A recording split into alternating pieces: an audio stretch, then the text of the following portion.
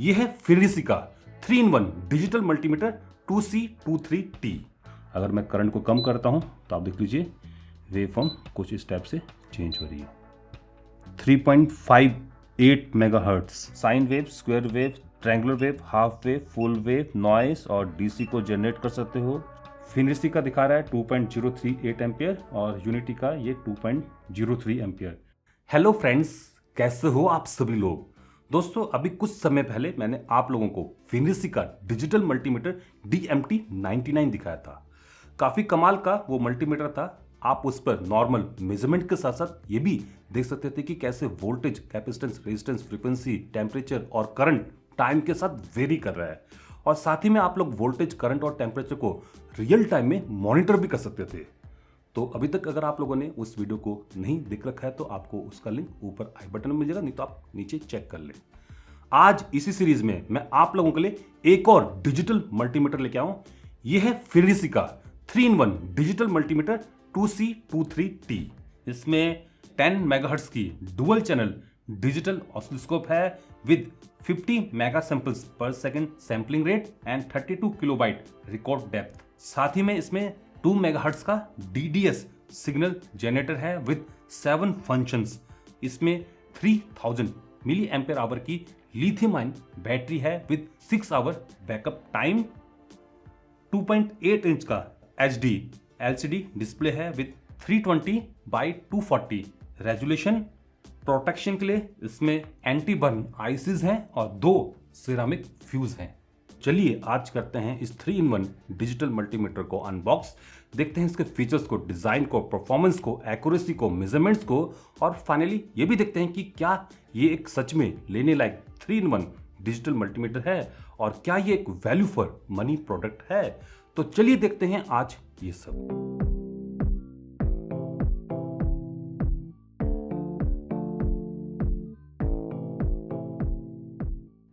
Unboxing. फिनिसी का dual channel oscilloscope multimeter आता है कुछ इस टाइप के बॉक्स में। इसके पैरामीटर्स यहां पर लिखे हुए हैं और ये मेड इन चाइना प्रोडक्ट है। चलिए करते हैं इसको अनबॉक्स। बॉक्स में मिल जाएगा एक user manual, quality certified sticker, main multimeter. Wow, काफी बढ़िया लग रहा है in blue and black. Oscilloscope probe with accessories, USB type A to type C cable, BNC2 alligator probe और finally CAT 3 certified multimeter probes. तो बस यही कुछ मिलता है इसके बॉक्स में। लुक एंड डिजाइन देखने में ये मल्टीमीटर कुछ इस टाइप का है, बिल्कुल वैसा ही जैसे कि इनका DMT99 था, बस ये साइज में बड़ा है। इसमें 2.8 इंच का डिस्प्ले है, इसमें 2.4 इंच का। इसमें 5 फिजिकल बटन्स हैं, इसमें कई सारे। इसमें आपको ऑसिलोस्कोप और फंक्शन जनरेटर भी मिल जाएगा, जबकि ये बेसिक मल्टीमीटर है। बाकी दोनों के कलर सेम है, ब्लू एंड ब्लैक। इसकी बिल्ड क्वालिटी की बात करें तो अगेन यहाँ पर प्लास्टिक की बॉडी है, ऑल्दो इस साइड और इस साइड आपको थोड़ी बहुत रबर टाइप की ग्रिपिंग मिल जाएगी, जिसके जरिए आप इसको अपने हाथों में कुछ इस टाइप से होल्ड कर सकते हो, बट स्टिल ये प्लास्टिक के हैं। नीचे की साइड को और ऊपर की साइड को रबर के पैड्स हैं, सो डैट कि ये कुछ हद तक इम्पैक्ट को रोक सके। और ये काफ़ी लाइट वेट भी है। वेट है इसका अराउंड 299 ग्राम्स। लेआउट आगे की साइड को है 2.4 इंच का कलर TFT डिस्प्ले। काफ़ी सारे फिजिकल फंक्शन बटन्स हैं। 4 सॉकेट हो गए, ये कॉमन पोर्ट हो गया, ये voltage, resistance, capacitance, diode, quantity और टेम्परेचर के लिए हो गया, ये मिली एम्पेयर करंट के लिए हो गया, ये 10 एम्पेयर करंट के लिए हो गया। नीचे की साइड को कुछ नहीं है, इस साइड एक रीसेट होल हो गया। USB टाइप C पोर्ट है for charging and firmware upgrade, यहाँ पर इंडिकेटिंग LED होगी। ऊपर की साइड को 3 पोर्ट हैं, ये 2 चैनल हो गए ऑसिलोस्कोप के और ये फंक्शन जनरेटर की आउटपुट पोर्ट होगी। इस साइड कुछ नहीं है। पीछे की साइड को एक होल है जिसके जरिए आप इसको दीवार पर हैंग कर सकते हो और एक किक स्टैंड है जिसके जरिए आप इसको टेबल पर कुछ स्टेप से रख के इस्तेमाल कर सकते हो। Turn on and interface. चलिए अब इसको ऑन करते हैं। यह इसका बूट लोगो और यह इसका मेन इंटरफेस। यहाँ पर ऑसिलोस्कोप है, सिग्नल जनरेटर है, मल्टीमीटर है और कन्फिग है। चलिए कन्फिग में चलते हैं। यहाँ पर आप लैंग्वेज को चेंज कर सकते हो। 5 डिफरेंट लैंग्वेजेस इसमें आती हैं। वॉल्यूम को कम ज़्यादा कर सकते हो। ये जो बीप कर रहा है इसकी आवाज़ को आप कम ज़्यादा कर सकते हो। ऑटो शटडाउन टाइम को आप सेट कर सकते हो, इस समय ये ऑफ है, आप इसको 15 मिनट, 30 मिनट और 1 घंटे में चेंज कर सकते हो। LCD ब्राइटनेस को आप कम ज़्यादा कर सकते हो।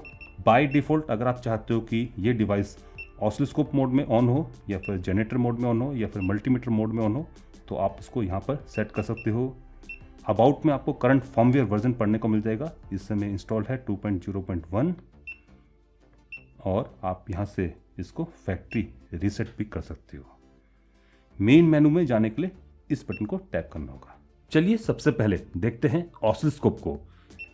यह है ऑसिलोस्कोप का मेन इंटरफेस। इस पर चैनल 1 ब्लू कलर में दिख रहा है और चैनल 2 ऑरेंज कलर में। चलिए इसको सिग्नल जनरेटर से कनेक्ट करते हैं। इस समय वेव फॉर्म स्टेबल नहीं है, मैं इस ऑटो बटन को सिंगल प्रेस करके वेव फॉर्म को ऑटो स्टेबलाइज कर सकता हूँ। तो देख सकते हो चैनल 1 पर एक स्क्वायर वेव है ऑफ फ्रीक्वेंसी 1 किलोहर्ट्ज़ और चैनल 2 पर एक साइन वेव है अगेन ऑफ फ्रीक्वेंसी 1 किलोहर्ट्ज़। मैं इस प्ले पॉज बटन को टैप करके वेव फॉर्म को स्टॉप कर सकता हूँ। जैसे मैं इस बटन को टैप करता हूँ, स्टेटस आइकन ग्रीन से रेड हो जाता है और अगेन इस बटन को प्रेस करके मैं वेव फॉर्म को वापस से रन कर सकता हूँ और रन करते ही स्टेटस आइकन ग्रीन हो जाता है। यहाँ पर टाइम बेस पढ़ने को मिल जाएगा। इस समय टाइम स्केल डिवीजन है 500 माइक्रोसेकंड पर डिवीजन की। मैं लेफ्ट एंड राइट बटन को प्रेस करके इस डिवीजन को चेंज कर सकता हूँ। ये मैक्सिमम अप टू 10 सेकंड तक जाती है और minimum up to 50 nanosecond तक। इस समय चैनल 1 सेलेक्टेड है। अगर मुझे चैनल 2 को सेलेक्ट करना है तो मुझे इस चैनल 2 बटन को टैप करना होगा। तो इस समय चैनल 2 सेलेक्ट हो गया और वापस से अगर मुझे चैनल 1 को सेलेक्ट करना है तो मुझे इस चैनल 1 बटन को टैप करना होगा। तो चैनल 1 सेलेक्ट हो गया। इसके अंदर एक वेव फॉर्म जनरेटर भी है, उसकी आउटपुट वेव फॉर्म को आप इस स्टेटस बार में देख सकते हो। यहाँ पर बैटरी परसेंटेज देखने को मिल जाएगी। यहाँ पर आपको डिफरेंट पैरामीटर्स पढ़ने को मिल जाएंगे। चैनल 1 ब्लू कलर में दिख रहा है और चैनल 2 ऑरेंज कलर में है। इस समय by default average voltage, peak voltage और फ्रीक्वेंसी को ये शो कर रहा है। अगर आपको और पैरामीटर्स भी इसमें ऐड करने हैं तो आपको इस PRM बटन को टैप करना होगा और यहाँ से आप और डिफरेंट पैरामीटर्स को भी सेट कर सकते हो, जैसे कि ड्यूटी साइकिल। तो यहाँ पर अब आपको ड्यूटी साइकिल भी पढ़ने को मिल जाएगा। अगर आपको इसको हाइड करना है तो आपको इस PRM बटन को टैप एंड होल्ड रखना होगा, इससे ये क्लियर हो जाएगा। और वापस से इसको डिस्प्ले करवाने के लिए PRM बटन को टैप एंड होल्ड रखना होगा। नीचे की साइड को आपको चैनल 1 और चैनल 2 की सेटिंग्स देखने को मिल जाएगी। इस समय चैनल 1 पर वोल्टेज सेट है 50 मिली वोल्ट पर डिवीजन की। प्रोब X1 यहाँ पर सेलेक्टेड है और कपलिंग AC। ऐसे चैनल 2 पर आप इन सेटिंग्स को चेंज भी कर सकते हो। इसके लिए आपको चैनल बटन को टैप करना होगा। तो इस समय चैनल 1 सेलेक्टेड है तो चैनल 1 की सेटिंग खुल गई। आप यहाँ से चैनल 1 को ऑन ऑफ कर सकते हो, प्रोब्स को 1x से 10x में स्विच कर सकते हो और कपलिंग को AC टू DC चेंज कर सकते हो। ऐसे आप चैनल 2 की सेटिंग्स को चेंज कर सकते हो। सबसे पहले आपको चैनल 2 को सेलेक्ट करना होगा। चैनल 2 सेलेक्ट हो चुका है और अब अगर आप इस बटन को टैप करोगे तो आपको चैनल 2 की सेटिंग्स देखने को मिल जाएगी। नीचे की साइड को आपको ट्रिगर सेटिंग्स देखने को मिल जाएगी। इस समय ये ऑटो पर सेट है with rising edge in channel 2। आप इसको चेंज कर सकते हो। इसके लिए आपको इस ट्रिगर बटन को टैप करना होगा। आप यहाँ पर मोड को चेंज कर सकते हो from auto to normal then to single. आप चैनल को यहाँ पर चेंज कर सकते हो चैनल 1 और चैनल 2 के बीच में, और ट्रिगरिंग को राइजिंग एज या फिर फॉलिंग एज के लिए सेट कर सकते हो। और ट्रिगर लेवल को सेट करने के लिए आपको इस कर्सर बटन को टैप करना होगा। इस समय कर्सर बटन ब्लू कलर में है और जैसे आप इस कर्सर को टैप करोगे ये ब्लू से पिंक में कन्वर्ट हो जाएगा। और अब आप ट्रिगर लेवल को अप एंड डाउन की को प्रेस करके चेंज कर सकते हो। जैसे कि अगर मैं ट्रिगर लेवल को ऊपर ले जाता हूँ बेस लाइन से तो ये वेव फॉर्म अब ट्रिगर नहीं हो पा रही है, और जैसे मैं इसको विद इन बेस लाइन ले आता हूँ तो अगेन ये वेव फॉर्म को स्टेबल कर देता है। वेव फॉर्म को टाइम और वोल्टेज एक्सिस में मूव कराने के लिए मुझे इस मूव बटन को टैप करना होगा। टैप करते ही एक स्टेटस आइकन यहाँ पर दिखेगा मूव का। इस समय चैनल 2 सेलेक्टेड है तो अगर आप अब इन एरो किस को प्रेस करोगे तो चैनल 2 पर जो भी वेव फॉर्म है वो टाइम एक्सिस में मूव करेगी। आप देख सकते हो टाइम एक्सिस में चैनल 2 के साथ साथ चैनल 1 की वेव फॉर्म भी टाइम एक्सिस में मूव कर रही है क्योंकि दोनों का टाइम एक्सिस कॉमन है। और अप एंड डाउन की को प्रेस करके आप वोल्टेज एक्सिस में वेव फॉर्म को मूव करा सकते हो। देख सकते हो इस समय चैनल 2 की जो वेव है वो वोल्टेज एक्सिस में मूव कर रही है। अगर मुझे चैनल 1 की वेव फॉर्म को मूव कराना है तो मुझे चैनल 1 को टैप करना होगा। नाउ चैनल 1 सिलेक्ट हो चुका है, और अब अगर मैं अप एंड डाउन की को प्रेस करता हूं तो चैनल 1 की वेव फॉर्म मूव करती है। इन वेव फॉर्म को वापस से अपनी पोजीशन पर ले जाने के लिए प्ले एंड पॉज बटन को टैप एंड होल्ड रखना होगा, तो ये वेव फॉर्म अपनी जगह पर वापस चली गई है। नहीं तो मैं ऑटो बटन को टैप करके भी वेव फॉर्म को अपनी इनिशियल पोजीशन पर ले जा सकता हूँ, बट इसमें स्केल चेंज हो जाता है। मैं करंट वेव फॉर्म्स को सेव भी कर सकता हूँ by pressing this save button. ये सेव हो चुकी हैं, और बाद में अगर मुझे सेव वेव फॉर्म को देखना है तो मुझे इस सेव बटन को टैप एंड होल्ड रखना होगा। जितनी भी वेव फॉर्म्स आपने अभी तक सेव की हैं वो सब आपको यहाँ पर देखने को मिल जाएगी। आप इनको सेलेक्ट करके देख भी सकते हो, इनको डिलीट भी कर सकते हो, सिंगल सेलेक्ट कर सकते हो, सेलेक्ट ऑल कर सकते हो, सेलेक्ट ऑल करके डिलीट कर सकते हो, नहीं तो यहाँ पर आपको बैक बटन भी मिल जाएगा। आप ऑटो बटन को टैप एंड होल्ड करके बेस लाइन करेक्शन कर सकते हो। उसके लिए आपको दोनों चैनल्स को डिस्कनेक्ट करना होगा। चलिए इसको फिर से स्टार्ट करते हैं। थोड़ा सा यहाँ पर समय लगता है, तो फाइनली बेस लाइन करेक्ट हो चुकी है। शॉर्टकट्स, आप मूव बटन को टैप एंड होल्ड रख के ऑसिलोस्कोप में स्विच कर सकते हो, कर्सर बटन को टैप एंड होल्ड रख के सिग्नल जनरेटर में स्विच कर सकते हो, और ट्रिगर बटन को टैप एंड होल्ड रख के मल्टीमीटर मोड में स्विच कर सकते हैं। मेनू बटन को टैप करके आप सेपरेटली स्विच कर ही सकते हो।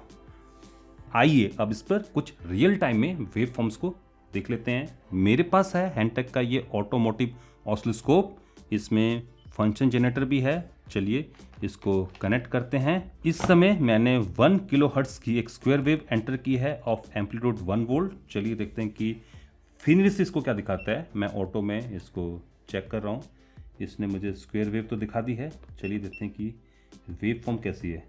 काफ़ी बढ़िया लग रही है, और इसने फ्रीक्वेंसी इसकी बताई है 1 kilohertz. Peak to peak voltage around 2 volt दिखा रहा है। मैंने यहाँ पर 1 वोल्ट एम्पलीट्यूड सेट किया था, ठीक है। Average -0.23 volts. चलिए फ्रीक्वेंसी को बढ़ाते हैं। मैं फ्रीक्वेंसी को बढ़ा के करने जा रहा हूँ 10 किलो हर्ट्ज़। थोड़ा सा यहाँ पर डिस्टॉर्शन आना शुरू हो गया है। प्रोब को 10x में डाल देता हूँ। सेटिंग में भी मैं प्रोब को 10x कर देता हूँ। अब चेक करते हैं पैटर्न 10 किलो हर्ट्ज़। अब मैंने 100 किलो हर्ट्ज़ कर दी है, और फिनिशी इसको 100 किलो हर्ट्ज़ दिखा रहा है 1 मेगा हर्ट्ज़। अब थोड़ा सा डिस्टॉर्शन दिखने लग गया है। इस समय मैंने फ्रीक्वेंसी को बढ़ा के 5 मेगा हर्ट्ज़ कर दिया है, और आप यहाँ पर डिस्टॉर्शन देख लीजिए, काफ़ी बढ़ गया है डिस्टॉर्शन। फ्रीक्वेंसी 5 मेगाहर्ट्ज़ से दिखा रहा है। इस समय मैंने फ्रीक्वेंसी को बढ़ा के 10 मेगाहर्ट्ज़ कर दी है, और ये स्क्वायर वेव है, जबकि फिनिश इसको 10 मेगाहर्ट्ज़ की साइन वेव बता रहा है। अदर वेव फॉर्म्स, ये है 10 किलो हर्ट्ज़ की triangular wave, sine wave 10 kilo hertz की, trapezia, stair, down stair, damping, this wave form. अगर मैं इस वेव के ड्यूटी साइकिल को चेंज करता हूँ 20%, तो आप वेव फॉर्म देख लीजिए। और अगर मैं मेजरमेंट में ड्यूटी साइकिल को मेजर करूँ 20%, तो आप देख सकते हो जैसे जैसे मैं ड्यूटी साइकिल चेंज कर रहा हूँ सेम थिंग यहाँ पर अपडेट भी हो रही है। मैक्सिमम बैंडविड्थ, इस समय मैंने 10 मेगाहर्ट्ज़ की एक साइन वेव इनपुट की है इसके चैनल 1 पर। ये वेवफॉर्म को सही दिखा रहा है और फ्रीक्वेंसी को भी सही बता रहा है। चलिए फ्रीक्वेंसी को बढ़ाते हैं। मैंने फ्रीक्वेंसी को बढ़ा के 15 मेगाहर्ट्ज़ कर दिया है। देख सकते हो वेवफॉर्म अब थोड़ा सा डिस्टॉर्ट दिखा रहा है, फ्रीक्वेंसी स्टिल सही बता रहा है। इस समय मैंने फ्रीक्वेंसी को 20 मेगाहर्ट्ज़ पर सेट कर दिया है। ये फ्रीक्वेंसी तो सही दिखा रहा है, बट वेवफॉर्म काफ़ी डिस्टॉर्ट हो गया है। अब मैंने 25 मेगाहर्ट्ज़ पर फ्रीक्वेंसी सेट की है। फ्रीक्वेंसी तो इसने सही दिखाई है, but waveform I doesn't think that कि ये अब पढ़ने लायक बचा है। रियल टाइम एप्लीकेशंस, आप इस पर AC मेंस की वेवफॉर्म को भी देख सकते हो विदाउट एनी प्रॉब्लम। ये AC मेंस की वेवफॉर्म है, साइन वेव है ऑफ फ्रीक्वेंसी 50 हर्ट्ज़। चलिए RMS वैल्यू देख लेते हैं इसकी। तो ये दिखा रहा है आरएमएस इसका लगभग 239 वोल्ट्स। क्रिस्टल ऑसिलेटर, यहाँ पर एक क्रिस्टल ऑसिलेटर है 3.57 मेगाहर्ट्ज का और यहाँ पर 11.9 मेगाहर्ट्ज। इसको टेस्ट करते हैं। 3.58 मेगाहर्ट्ज, 11.90 मेगाहर्ट्ज SMPS। इस समय आप वेव फॉर्म दे सकते हो इस एडेप्टर के SM ट्रांसफार्मर के अक्रॉस। मैंने एक टर्न लेके इसको कनेक्ट कर दिया है ऑन दिस ऑसिलोस्कोप और इसका वेव फॉर्म कुछ इस टाइप का है। इस समय ये एडेप्टर 7 वोल्ट पर 3 एम्पीयर के करीबन करंट डिलीवर कर रहा है। अगर मैं करंट को बढ़ाता हूँ वेव फॉर्म चेंज हो रही है। अगर मैं करंट को कम करता हूँ तो आप देख लीजिए वेव फॉर्म कुछ इस टाइप से चेंज हो रही है। इस समय 7.6 वोल्ट पर अराउंड 1 एम्पीयर करंट जा रहे हैं और इसकी वेव फॉर्म कुछ इस टाइप की है। बक कन्वर्टर, यहाँ पर आप इस बक कन्वर्टर की कॉइल के आगे का वेव फॉर्म देख लीजिए। ये कुछ इस टाइप का वेव फॉर्म है ऑफ फ्रीक्वेंसी 182 किलो हर्ट्ज। आइए अब देखते हैं सिग्नल जनरेटर को। तो यह है सिग्नल जनरेटर का इंटरफेस। इसमें आप sine wave, square wave, triangular wave, half wave, full wave, noise और डीसी को जनरेट कर सकते हो। चलिए इसको ऑसिलोस्कोप पर कनेक्ट करते हैं। एक साइन वेव इसने जनरेट की है और frequency 1 kilo hertz and amplitude 3 volt. और सेम ये ऑसिलोस्कोप भी इसको साइन वेव दिखा रहा है और frequency 1 kilo hertz and maximum amplitude 3.08 volt. चलिए इसके पैरामीटर्स को चेंज करते हैं। आप इस साइन वेव की फ्रीक्वेंसी और एम्पलीट्यूड को ही चेंज कर पाओगे। चलिए फ्रीक्वेंसी को चेंज करके कर देते हैं 10 किलो हर्ट्ज। ये 10 किलो हर्ट्ज की साइन वेव होगी ऑफ मैक्सिमम एम्पलीट्यूड 3.08 वोल्ट। चलिए फ्रीक्वेंसी को और बढ़ाते हैं 100 kilo hertz, 1 megahertz. Same oscilloscope भी इसको 1 मेगाहर्ट्ज दिखा रहा है। चलिए मैक्सिमम जितनी ये जनरेट कर सकता है 2 मेगाहर्ट्ज उसको सेट कर देते हैं। ऑसिलोस्कोप भी इसको 2 मेगाहर्ट्ज से बता रहा है। चलिए अब एम्पलीट्यूड को चेंज करते हैं। आप इस पर मैक्सिमम 3.3 सेट कर सकते हो।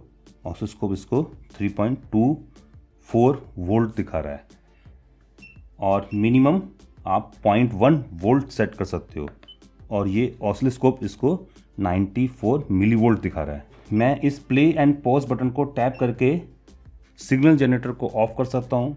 ये ऑफ हो चुका है और अगेन फिर से टैप करके मैं इसको ऑन कर सकता हूँ। चलिए और वेव फॉर्म्स को भी चेक कर लिया जाए। ये स्क्वायर वेव होगी ऑफ 2 मेगाहर्ट्ज, काफ़ी डिस्टॉर्टेड दिखा रहा है। स्क्वायर वेव की फ्रीक्वेंसी को, ड्यूटी साइकिल को और एम्पलीट्यूड को तीनों को चेंज कर सकते हो। चलिए फ्रीक्वेंसी को कम करते हैं 1 मेगाहर्ट्ज, सेम वही दिक्कत। 100 किलो हर्ट्ज, यहाँ पर थोड़ा सा सही लग रहा है बट अगर मैं इसको टाइम स्केल में देखता हूँ अगेन यहाँ पर डिस्टॉर्शन है। 10 किलो हर्ट्ज, डिस्टॉर्शन थोड़ा बहुत यहाँ पर कम हुआ है। अगर मैं हायर स्केल में देखूँ तो डिस्टॉर्शन यहाँ पर भी दिख रहा है। 1 किलो हर्ट्ज,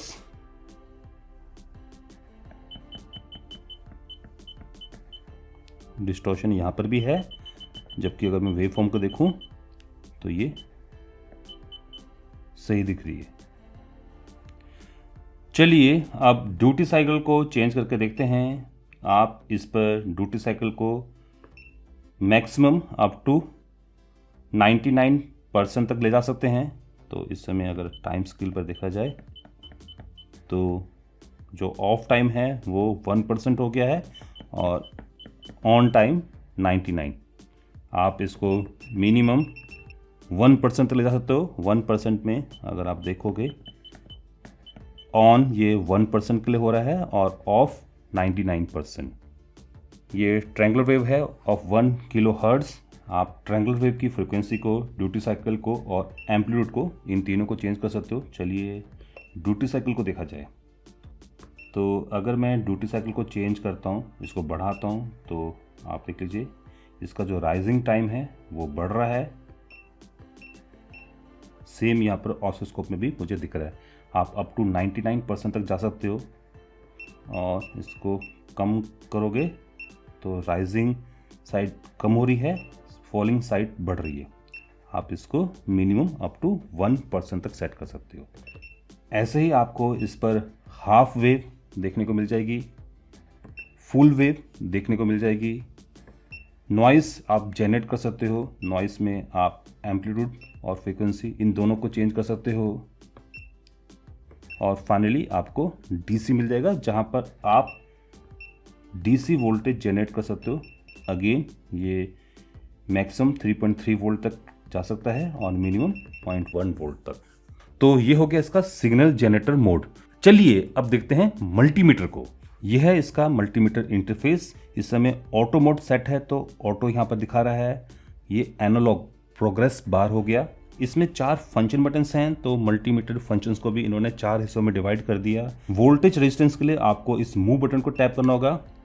तो इस समय ये डीसी वोल्टेज में स्विच हो गया, अब एसी वोल्टेज में और अब रेजिस्टेंस मोड में। डायोड कंटिन्यूटी और कैपेसिटर के लिए आपको कर्सर बटन को टैप करना होगा। ये इस समय डायोड और कंटिन्यूटी मोड में चला गया। अगेन टैप करोगे तो कैपेसिटेंस में आ जाएगा। टेम्परेचर और लाइव के लिए आपको ट्रिगर बटन को टैप करना होगा। ये इस समय सेल्सियस में टेम्परेचर को मेजर करेगा, अब फ़ारेनहाइट में, और अब ये लाइव में स्विच कर गया। ऐसे ही करंट के लिए आपको इस PRM बटन को टैप करना होगा। इस समय ये DC हाई करंट में स्विच कर गया, अब लो करंट में AC high current and then AC low current. और ऑटो मोड पे जाने के लिए आपको इस ऑटो बटन को टैप करना होगा। तो ये अब ऑटो पे आ गया। आप इस प्ले पॉज बटन को टैप करके रीडिंग्स को होल्ड कर सकते हो, और अगर आप कैपेसिटेंस मेजरमेंट कर रहे हो तो आप इस से बटन को टैप करके रिलेटिव को ऑन कर सकते हो। यहाँ पर आप इसकी वोल्टेज एक्यूरेसी को देख सकते हो। सानवा का ये मल्टीमीटर इस वोल्टेज को दिखा रहा है 2.999 वोल्ट, और फिनिरसी का ये 3-in-1 मल्टीमीटर 3.003। चलिए वोल्टेज को बढ़ाते हैं। सानवा का मल्टीमीटर इस वोल्टेज को दिखा रहा है 4.994 और फिनिरसी का 5 वोल्ट। एसी वोल्टेजेस, सानवा का मल्टीमीटर एसी मीन्स की वोल्टेज दिखा रहा है 231.2 वोल्ट और फिनिरसी का 3-in-1 230.7 वोल्ट। इस समय एसी मेंस की वोल्टेज सानवा का मल्टीमीटर दिखा रहा है 128.3 वोल्ट और फिनिरसी का 128.2 वोल्ट। तो वोल्टेज एक्यूरेसी इसकी काफ़ी अच्छी है। रेजिस्टेंस रेंज ये 47 ओम्स का रजिस्टर है और इसको दिखा रहा है ये 46.9 ओम। ये 2K का रजिस्टर है और इसको ये दिखा रहा है 2.013 किलो ओम्स। ये 10K का रजिस्टर है और इसको ये दिखा रहा है 9.93 किलो ओम्स। ये 100K का रजिस्टर है और इसको ये दिखा रहा है 101.6 किलो ओम्स। ये 1 मेगा ओम का रजिस्टर है और इसको ये दिखा रहा है 1.009 मेगा ओम्स। इसकी प्रोब्स काफ़ी पतली हैं, इससे आप SMD रजिस्टर्स को भी ऑन बोर्ड मेजर कर सकते हो। जैसे कि ये एक 10 किलो ओम का रजिस्टर है और इसको ये मल्टीमीटर दिखा रहा है 9.95 किलो ओम्स। ऐसे ही इस ऑन बोर्ड 1 किलो ओम के रजिस्टर को ये दिखा रहा है 0.997 kilo ohms. Diode continuity mode के अक्रॉस फॉरवर्ड पोटेंशियल ड्रॉप आ रहा है 0.428 वोल्ट्स का और रिवर्स साइड में ये कंडक्ट नहीं करी, तो ये डायोड ठीक है। ये एक रेड LED है और इसके अक्रॉस पोटेंशियल ड्रॉप आ रहा है 1.791 वोल्ट्स का। ये एक वाइट LED है और इसके अक्रॉस पोटेंशियल ड्रॉप आ रहा है 2.603 वोल्ट्स का। इसी मोड में मैं ट्रांजिस्टर्स को भी टेस्ट कर सकता हूँ, जैसे कि ये एक ट्रांजिस्टर है और इसका बेस ये हो गया और ये एक N, P और N ट्रांजिस्टर है और ये वर्क भी कर रहा है। इसी मोड में मैं कंटिन्यूटी को भी टेस्ट कर सकता हूँ। अगर इन दो प्रोब्स के बीच में रेजिस्टेंस 50 ओम से कम हो जाता है तो ये बीप करता है और ये काफ़ी फास्ट भी है। तुरंत शॉर्ट को डिटेक्ट करके ये बीप करता है। इससे मैं वायर की कंटिन्यूटी टेस्ट कर सकता हूँ, जैसे कि ये वायर टूटी हुई है। ट्रैक कर सकता हूँ कि PCB बोर्ड में कोई पॉइंट कहाँ कहाँ जा रहा है।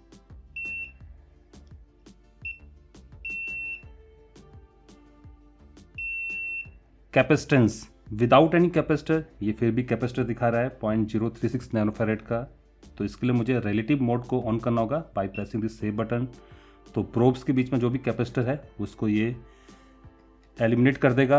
अब रीडिंग 0 हो चुकी है। चलिए इस कैपेसिटर को मेज़र करते हैं। ये अराउंड 90 नैनोफैरेड का कैपेसिटर है। इसको ये दिखा रहा है 88.16 नैनोफैरेड। ठीक है, ये 2200 माइक्रोफैरेड का कैपेसिटर है। चलिए देखते हैं कि इसको ये कितना दिखाता है। 2.29 मिलीफैरेड सही दिखा रहा है। ये 3.3 माइक्रोफैरेड का कैपेसिटर है। चलिए इसको देखते हैं कि ये कितना दिखाता है। 3.58 माइक्रोफैरेड। टेम्परेचर, इसका इंटरनल सेंसर इस समय रूम का टेम्परेचर दिखा रहा है 34 डिग्री सेल्सियस। चलिए थर्मोकपल को कनेक्ट करते हैं। 32 दिखा रही है थर्मोकपल और ये वर्क भी कर रही है। इस समय स्टेशन पर मैंने टेम्परेचर सेट किया है 450 डिग्री सेल्सियस। चलिए देखते हैं कि ये मल्टीमीटर कितना दिखाता है। 453 डिग्री सेल्सियस। इस समय मैंने 200 डिग्री सेल्सियस सेट कर दिया है। चलिए देखते हैं कि मल्टीमीटर कितना दिखाता है। 207 डिग्री सेल्सियस। तो टेम्परेचर रेंज भी इसकी काफ़ी एक्यूरेट है। आप सेल्सियस के साथ साथ फ़ारेनहाइट में भी टेम्परेचर को मेज़र कर सकते हो। लाइव मैं इस मल्टीमीटर के थ्रू टेस्ट कर सकता हूँ कि इस सॉकेट में कौन सा टर्मिनल लाइव है। इसके लिए मुझे इस रेड प्रोब को यहाँ कनेक्ट करना होगा और उसके बाद मैं टेस्ट कर सकता हूँ कि सॉकेट में इनमें से कौन सा टर्मिनल लाइव है। तो ये लाइव है और ये भी लाइव है। तो ये दो लाइव हो गए, तो डेफिनेटली ये दो न्यूट्रल होंगे और ये अर्थ। डीसी करंट, फिनर्सी का ये 3-in-1 मल्टीमीटर इस डीसी करंट को दिखा रहा है 1.027 एम्पियर और यूनिटी का 1.02 एम्पियर। चलिए करंट को बढ़ाते हैं। फिनर्सी का दिखा रहा है 2.038 एम्पियर और यूनिटी का ये 2.03 एम्पियर। चलिए करंट को और बढ़ाते हैं। इस समय फिनर्सी का दिखा रहा है 3.052 एम्पियर और ये 3.04 एम्पियर। तो डीसी करंट रेंज इसकी काफ़ी एक्यूरेट है। एसी करंट, इस समय फिनर्सी का ये 3-in-1 मल्टीमीटर एसी करंट को दिखा रहा है 0.221 एम्पियर और यूनिटी का ये क्लैम्प मीटर भी दिखा रहा है 0.217 एम्पियर। चलिए करंट को बढ़ाते हैं। फिनर्सी का ये मल्टीमीटर करंट को दिखा रहा है 0.437 एम्पियर और यूनिटी का भी 0.432 एम्पियर्स। तो एसी करंट रेंज भी इसकी काफ़ी एक्यूरेट है। दोस्तों आप इस मल्टीमीटर को चार्ज करते हुए भी इस्तेमाल कर सकते हो। इस सेल की ये वोल्टेज दिखा रहा है 1.574 वोल्ट्स। ये ऑटो रेंज में ऑटोमेटिकली डीसी वोल्टेजेस को, एसी वोल्टेजेस को और रेजिस्टेंस को डिटेक्ट कर सकता है, जबकि कैपेसिटर्स को, डायोड्स को और कंटिन्यूटी को ये डिटेक्ट नहीं कर पाता है। इनको मुझे मैनुअल मोड में ही टेस्ट करना पड़ता है।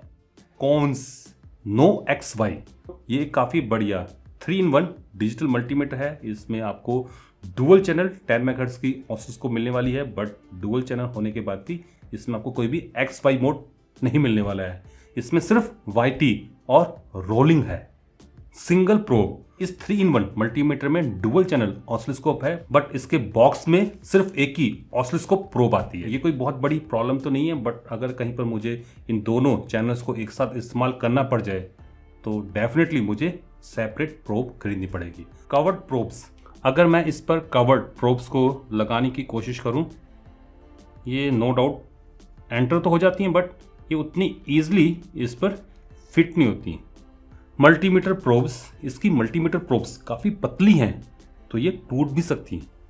तो ये रहा फिनर्सी का 3-in-1 डिजिटल मल्टीमीटर 2C23T, जो कि लुक एंड डिजाइन में, फीचर्स में, परफॉर्मेंस में और एक्यूरेसी में एक बढ़िया 3-in-1 डिजिटल मल्टीमीटर है। इसमें आपको नॉर्मल मल्टीमीटर के साथ साथ एक डुअल चैनल ऑसिलोस्कोप और एक 2 मेगाहर्ट्ज का सिग्नल जनरेटर भी मिल जाता है, जो कि इस मल्टीमीटर को फ्रॉम मेजरमेंट, DIY प्रोजेक्ट्स और रिपेयरिंग तक एक परफेक्ट कैंडिडेट बनाता है। तो अगर आपको भी एक बढ़िया मल्टीमीटर कम डिजिटल ऑसिलोस्कोप कम एक सिग्नल जनरेटर चाहिए, तो उस पर्पस के लिए आप इस मल्टीमीटर को बेशक ले सकते हो। बस एक ही प्रॉब्लम मैंने इस मल्टीमीटर में फेस की है कि ऑल्दो इसके अंदर डुअल चैनल ऑसिलोस्कोप है, बट स्टिल ये XY मोड को सपोर्ट नहीं करता है। बट इसका जो लेटेस्ट वर्जन आया है 2C53T, एक तो इसमें बैंडविड्थ आपको ज़्यादा मिलने वाली है, दूसरा XY मोड भी आपको मिल जाएगा और साथ में कुछ मैथमेटिकल ऑपरेशन भी आप उस पर कर सकते हो, जो कि इस वर्जन में आपको नहीं देखने को मिलने वाले हैं। बाकी देखा जाए परफॉर्मेंस बढ़िया, लुक एंड डिज़ाइन बढ़िया, एक्यूरेसी बढ़िया और आपको फीचर्स भर भर के इसमें मिलने वाले हैं। तो मैं तो दोस्तों इस मल्टीमीटर को रेकमेंड करूंगा। बाकी आप बताइए कि आपको ये मल्टीमीटर कैसा लगा। अगर आप इस 3-in-1 डिजिटल मल्टीमीटर को लेना चाहते हो तो इसका जो लिंक है मैं आपको नीचे प्रोवाइड कर दूंगा, आप वहां पर जाके इस मल्टीमीटर को खरीद सकते हो। तो फिलहाल आज के लिए बस इतना ही। आशा करता हूं कि आप सभी लोगों को मेरी ये वीडियो पसंद आई होगी। अगर आई है तो आप इस वीडियो को लाइक कर सकते हो, शेयर कर सकते हो और अभी तक अगर आप लोगों ने मेरे इस चैनल को सब्सक्राइब नहीं कर रखा है तो जाने से पहले मेरे इस चैनल को सब्सक्राइब भी कर सकते हो। अगर कर ही रहे तो साथ में जो बेल आइकन है, घंटे वाला जो निशान है, उसको ऑल करके बजा जाना ताकि आप लोगों से मेरे कोई फ्यूचर अपडेट, कोई फ्यूचर इस टाइप की वीडियो मिस ना हो पाए। नमस्कार, बाय बाय।